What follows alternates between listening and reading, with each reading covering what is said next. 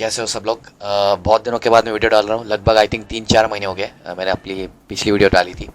और मैं बकबक बाद में करता हूँ। पहले मैं सीधे टॉपिक पे आता हूँ और आपको दिखाता हूँ कि मैक्स का फॉर्म किस तरह से भरा जाता है, कि बहुत से लोगों के कमेंट्स मुझे रोज़ आ रहे थे।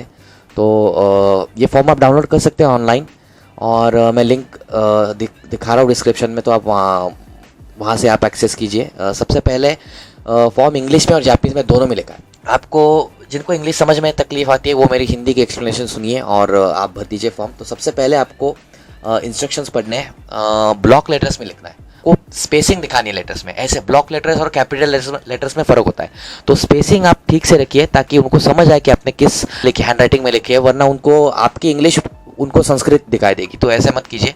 और ब्लैक बॉल पेन से लिखिए, क्योंकि जनरली जापान में ब्लैक बॉल पेन ही सभी जगह इस्तेमाल होता है। नहीं है तो ब्लू भी चल जाता है, लेकिन ब्लैक बॉल पेन ही इस्तेमाल कीजिए। ये सब चीज़ें भी इन सब चीज़ों का भी फ़र्क पड़ता है, क्योंकि आप ये दिखाई देता है कि नहीं यार ये बंदा समझता है कि जापानीज़ लोगों की मेंटालिटी क्या है। क्योंकि सबसे एंड में अगर आप सिलेक्ट होने वाले राउंड 3 में, तो ये फॉर्म लोग देखने वाले हैं आपका, तो इससे अच्छा इंप्रेशन आता है। फोटो की साइज़ आप ठीक से ये कीजिए, 4.5 × 3.5। आप स्टूडियो में आप अपनी फ़ोटो खिंचवा लो, आप उनको ये साइज़ बोल दो, और उसके बैक साइड पे अपना नाम और कंट्री लिखो उसमें। और सबसे पहले देखते हैं आपका नाम है, सर नेम, गिवन नेम, आपका खुद का नाम, और मिडिल नेम। मतलब हमारे कंट्री में हम अक्सर अपने पापा का नाम लिखते हैं, कम से कम हमारे कंट्री में ऐसी रीत है। और सेकंड है gender, male female, marital status single married, आपकी शादी हुई है नहीं हुई है। और नेशनैलिटी इंडियन लिखिए, इंडिया मत लिखिए, इंडियन लिखिए। एनीवेज, इन चीज़ों से ज़्यादा आपके सक्सेस पे फ़र्क नहीं पड़ेगा, इसलिए यहाँ पे अगर आप कुछ गलती भी कर दिए तो ज़्यादा फर्क नहीं पड़ेगा। डेट ऑफ बर्थ लिखिए 1996। जापान में उल्टा लिखा जाता है, पहले ईयर लिखा जाता है फिर मंथ, और मंथ लिखते हैं तब हमेशा नंबर्स में लिखिए। अगर अप्रैल है तो 04, अगर आप 6 अप्रैल पे बॉर्न हुए हो तो 06 लिखिए डेट में। डी में, डी मतलब डेट, मतलब मंथ, वाई मतलब ईयर। मतलब अगर अप्रैल 1 से पहले आप ये फॉर्म भर रहे हैं तो आपको अप्रैल आपकी फ्यूचर एज बतानी है। फ्यूचर एज मतलब आप इस अप्रैल 1 2022 में कितने साल के होंगे। एनीवेज, करंट एड्रेस लिखिए, अपना कंट्री तो लिखिए, कंट्री लिख दीजिए, और सेम अबव को टिक कीजिए। अनलेस एंड अनटिल आपके पास बहुत सारे एड्रेस है, आपको और एक बार एड्रेस लिखनी पड़ेगी, लेकिन ज़्यादा से ज़्यादा लोग सेम एज अबव इस बॉक्स को टिक कर देते हैं, तो आप भी टिक कर दीजिए। आप इसको येस कर दीजिए, क्योंकि अगर आप दूसरे कंट्री में रह रहे हैं तो जापान गवर्नमेंट आपको टिकट नहीं भेजती, लेकिन आप ज़्यादातर मेरे व्यूअर्स इंडिया से ही है, तो आपको ये भी येस कर देना चाहिए। और यहाँ पे आपको ऑफिस का नाम लिखना है जहाँ पे आप अप्लाई कर रहे हो। मैंने मुंबई कॉन्सुलेट में अप्लाई किया था मेरे टाइम को 2013 में, तो आप दिल्ली, कोलकाता और आई थिंक बहुत सारी जगह कॉन्सुलेट अभी तैयार हो गया, तो आप जिस कॉन्सुलेट में वो अप्लाई करेंगे आपकी रीजन का, उसका नाम लिख दीजिए। आई थिंक 4 ही थी इंडिया में मेरे टाइम पे, 4 ही जोन्स थे। आप ही पढ़ सकते हैं तो आप प्लीज़ देख लीजिए। तो आप अपना वहाँ पे जोन लिख दीजिए आप। और ये जोन कहाँ से पता चलता है, ये ऑनलाइन पता चल जाता है, मतलब आप सर्च कीजिए, आप 2 मिनट में आ जाएगा, तो उसमें कुछ ये नहीं है। फ़ोन नंबर लिखिए, ईमेल लिख दीजिए अपना, और ईमेल आईडी नहीं है तो क्रिएट कीजिए, क्योंकि आपको इसके आगे ईमेल आईडी मतलब एप्लीकेशन के बाद भी लगने वाली है, जापान में जाने के बाद भी लगने वाली है, तो अगर आपके पास नहीं है तो क्रिएट कर दीजिए। और नेम ऑफ स्कूल और नेम ऑफ ऑर्गेनाइजेशन, इन दोनों में क्या फ़र्क है मैं आपको बताता हूँ। नेम ऑफ स्कूल मतलब अगर आप स्टूडेंट हो तो ये आपको अप्लाई होता है। नेम ऑफ ऑर्गेनाइजेशन है तो आप अगर कोई एनजीओ में काम कर रहे हैं या कोई कंपनी में काम कर रहे हैं तो वहाँ उसका नाम लिख दीजिए। दोनों में से एक ही लिखना काफ़ी है, आपको दोनों नहीं लिखने। अगर आप स्टूडेंट भी और वर्क भी काम भी कर रहे हो तो दोनों लिख दीजिए। Specialise field of study in high school और यूनिवर्सिटी। हाई स्कूल का मतलब है हमारे कंट्री में 11th 12th जिसे हम कहते हैं। 12th स्टैंडर्ड में आप किस में स्पेशलाइज कर रहे थे, साइंस हो साइंस साइड लिख दीजिए। साइंस में आप आपके सब्जेक्ट्स है वो भी आप लिख दीजिए, लेकिन नॉर्मल जो पहली स्क्रीनिंग होती है उसमें बहुत सारे इंडियन लोग भी इन्वॉल्व होते हैं, तो आपको साइंस, आर्ट्स या कॉमर्स ही लिखना पड़ेगा, and I think that is enough. और यूनिवर्सिटी की अलग आपको लिखनी है, तो हाई स्कूल 11th 12th में आप जिस साइड में थे वो लिखना है, और यूनिवर्सिटी मतलब आप बीए कर रहे हैं तो bachelor of arts in for example mass media communications, कुछ भी हो सकता है वो आप लिख दीजिए। तो ये चार्ट बहुत ही मतलब कंफ्यूजिंग है, क्योंकि हमारे कंट्री में जिसे हम फर्स्ट से सेकंड स्टैंडर्ड कहते हैं, थर्ड स्टैंडर्ड कहते हैं, ये वो जापान में उसका क्राइटेरिया अलग है, उसका नाम अलग है। स्टैंडर्ड सेम ही है, बस उसका क्राइटेरिया अलग है। तो मैं अपना फॉर्म यहाँ पे दिखा लगा हूँ। मैंने बहुत सारे बीच में स्कूल की अदला बदल किए यूनिवर्सिटीज़ में, तो मुझे एक्चुअली ये फॉर्म काफ़ी नहीं पड़ा, तो मैंने अलग एक वाइट पेपर पे अपना पूरा ये क्रिएट कर किया था। लेकिन मैं सजेस्ट करता हूँ कि आप इसमें ही लिख दीजिए, और यहाँ पे एक एक्स्ट्रा सा कॉलम बनाइए, या अगर ज़्यादा मतलब ये पूरा नहीं हो रहा है तो आपको और एक शीट अटैच करनी पड़ेगी, और यहाँ पे लिख दीजिए कि attached new sheet please refer sheet, और उसको एक नंबर डाल दीजिए। तो ये भी ईजी है। प्राइमरी एजुकेशन है हमारे यहाँ फर्स्ट टू फोर्थ स्टैंडर्ड, उसके बाद है लोअर सेकेंडरी एजुकेशन मतलब 5th to 10th स्टैंडर्ड, और अपर सेकेंडरी एजुकेशन मतलब 11th और 12th स्टैंडर्ड।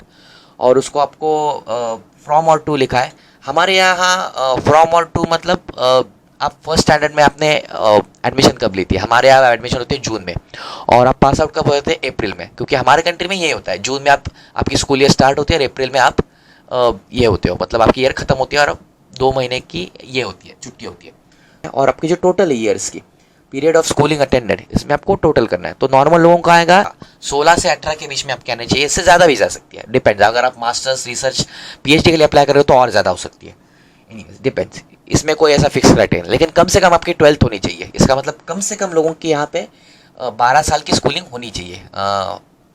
रिमार्क्स, अगर कुछ स्पेशल आपने फॉर एग्जांपल आपने 2-3 स्कूल चेंज किया हो, मेरे केस में मैंने किया था, क्योंकि मैं 1-2 स्कूल्स मैंने चेंज की थी, तो आप रिमार्क्स में वो लिख सकते हैं कि चेंज स्कूल या चेंज लोकेशन, ऐसा कुछ भी लिख सकते हैं।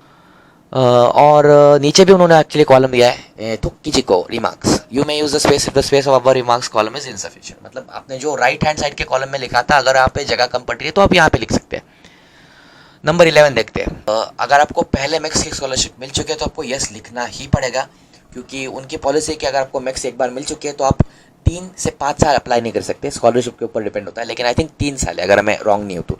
इसलिए यहाँ पे आप झूठ नहीं बोल सकते, और आपने अगर बोला भी तो आपकी सारी आपको पेनल्टी बच सकती है और आपको जापान में से निकाल दिया जाएगा। 12th कॉलम देखते हैं। आपने किसी और स्कॉलरशिप को अप्लाई किया है क्या, और उस स्कॉलरशिप की क्या ये कंडीशन है कि मैक्स को आप अप्लाई नहीं कर सकते, तो आपको यस लिखना पड़ेगा। लेकिन 99% लोगों को यहाँ पे नो टिक करना है, क्योंकि नॉर्मली लोग सिर्फ मैक्स को अप्लाई करते हैं, और हमारे कंट्री में मैक्स के अलावा ज़्यादा स्कॉलरशिप्स है ही नहीं, तो नो कर दीजिए आप। Are you receiving or schedule to be receiving any scholarship any other organisation, no, ये भी नो कर दीजिए। अब देखते हैं अगला फील्ड, नंबर 14 देखते हैं। मैं आपको एक सजेशन देता हूँ कि आप फील्ड अपना सेम ही रखिए। मतलब ऐसे मत कीजिए कि मेरा पहला चॉइस लॉ है, दूसरा चॉइस है डॉक्टरी, थर्ड चॉइस है मेरा इंजीनियरिंग करना, ऐसे मत कीजिए। तो उनको लगा कि यार इस बंदे को करना क्या है, इसको डॉक्टर भी बनना है, इंजीनियर भी बनना है, वकील भी बनना है, ऐसे मत कीजिए। आर्ट्स के फील्ड में अगर कुछ आप स्पेशलाइजेशन अलग करना चाहते हो तो कर लीजिए, लेकिन फील्ड एक ही रखिए। और कोर्स और नंबर यहाँ पे लिखे, उनका एक शीट होता है अलग से, वहाँ पे सब कोर्स और उसके नंबर्स लिखे, तो वो कोर्स और नंबर मैच करके उसका नाम यहाँ पे लिखना है आपको। 3 कॉलम है यहाँ पे, और first choice, second choice, third choice. Normally आपको फर्स्ट चॉइस मिल जाती है, अगर आपका फॉर्म अच्छा आपने और आपके क्रेडेंशियल्स भी अच्छे हैं तो मिल जाता है। तो field of study and major in section 4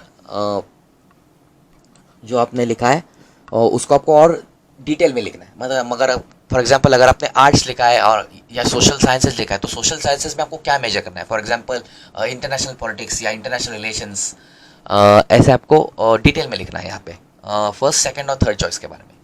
number 16 है what was the trigger for having an interest in Japan. ये हमारे टाइम पे नहीं होता था, लेकिन आपको जापान में क्यों इंटरेस्ट है ये आपको लिखना है। और ऐसा नहीं लिखना है आपको कि मेरे को एनिमे पसंद है और मेरे डोरेमोन देखता था, मुझे डोरेमोन में शिजुका बहुत पसंद थी इसलिए मेरे को जापान पसंद है, मेरे को ऐसा नहीं आपको लिखना है। आपको सीरियसली लिखना है कि नहीं मुझे जापान में इस चीज़ में इंटरेस्ट था, ये मुझे करना था, ये हमारी कंट्री में जो डिफरेंस है, ये सिमिलैरिटी है, इसके वजह से मुझे जापान जाना है। एनीमे मत लिखिए, आप एनीमे लिखोगे तो आपका पास होने का चांस बहुत कम है, क्योंकि आपको ये भी जानना है कि आपके जैसे और करोड़ लोग हैं जो आपके साथ ये फॉर्म भर रहे हैं और जो एनीमे ही लिखेंगे। तो आपको एनीमे नहीं लिखना, ये मेरी टिप है। फ्री का एडवाइस है, लेना है तो लो वरना मत लो। Number 17 what kinds of things do you think you can contribute to Japan. आपको उनको ये कन्विंस करना है कि आप जापान में हमेशा के लिए रहने वाले हैं। उनको ऐसे लोग नहीं चाहिए जो जापान में आएंगे, 1 साल उनके गवर्नमेंट के पैसे टैक्स पे मज़ा करेंगे और वापस इंडिया में आ जाएंगे, ऐसे लोग नहीं चाहिए। इसलिए आपको अगर जापान में नहीं भी रहना है तब भी आपको यहाँ पे झूठ बोलना पड़ेगा कि नहीं मैं जापान में रहने वाला हूँ, उनको आपको कन्विंस करना है। अब ये झूठ बोलना अच्छी चीज़ नहीं है, मैं आई नो मुझे भी बहुत बुरा लगता है, लेकिन क्या कहें, अगर आपको जापान में आना है तो आपको ये एक स्ट्रैटेजी है, आप स्ट्रैटेजी समझिए ऐसे कि नहीं, उनको आपको कन्विंस करना ही है कि नहीं मैं जापान के लिए, आपके कंट्री के लिए ऐसे कंट्रीब्यूट कर सकता हूँ। तो अगर मैं होता तो यहाँ पे लिख देता कि नहीं मेरे रिसर्च की वजह से इंडिया और जापान के को ये ऐसी मदद हो सकती है। तो अब मैं लॉ के एग्ज़ाम पढ़ाई कर रहा हूँ, तो मेरे लॉ सीखने की वजह से जापान और इंडिया के जो कंपनीज है उनको फ़ायदा हो जाएगा, क्योंकि दोनों साइड का आदमी उनको मिल जाता है। तो ऐसे ये एग्जाम्पल है, मतलब आप कुछ भी लिख सकते हैं आपके फील्ड के हिसाब से। और अगले इसमें आपको इंग्लिश और जापानीज़ के आपकी जो स्किल है, कितना आपको बोलना आता है, वो करना है। तो अगर बहुत से लोग जो मेरे व्यूवर्स हैं उनको जापानीज़ नहीं आती है, तो शायद आई थिंक आपको यहाँ पे 0 0 0 करना पड़ेगा सभी में।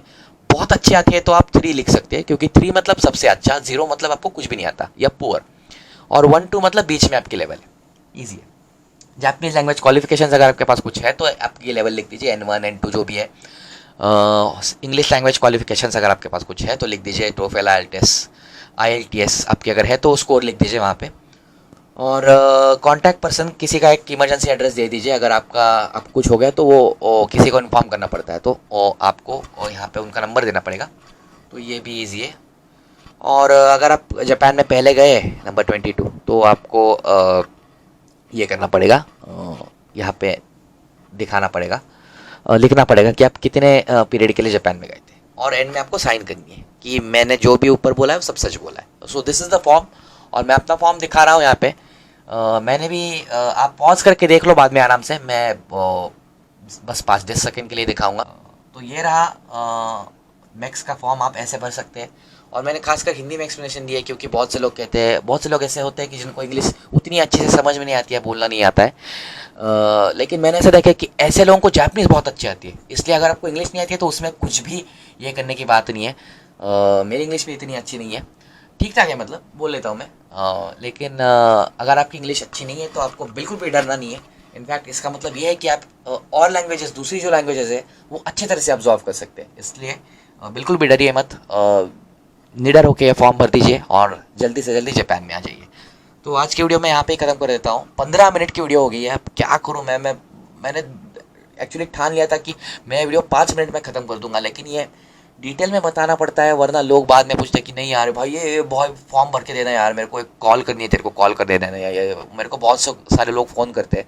तो मैं आपका फॉर्म आपके लिए भर नहीं सकता, लेकिन ज़रूर आपको मदद कर सकता हूँ ऐसे वीडियोस बना के। तो कमेंट्स में बताइए अगर मैंने कुछ इंपॉर्टेंट डिटेल छोड़ दिए। जो डेडलाइन वेडलाइन है वो आप खुद से सर्च कीजिए, क्योंकि डेडलाइन तो आराम से गूगल पे आप सर्च करोगे तो मिल जाएगी। तो फॉर्म फिलहाल कैसे भरते हैं मैंने आज के वीडियो में आपको दिखाया। अगर आपको कुछ और वीडियोस चाहिए तो बोल दो, मैं अपने टाइम के हिसाब से आपको वीडियोस और बनाऊंगा मैक्स के ऊपर। एनीवेज इतना ही बोलूँगा और बंद करता हूँ आज की video. Thank you, good night, और अगले वीडियो का इंतज़ार करना। Bye bye.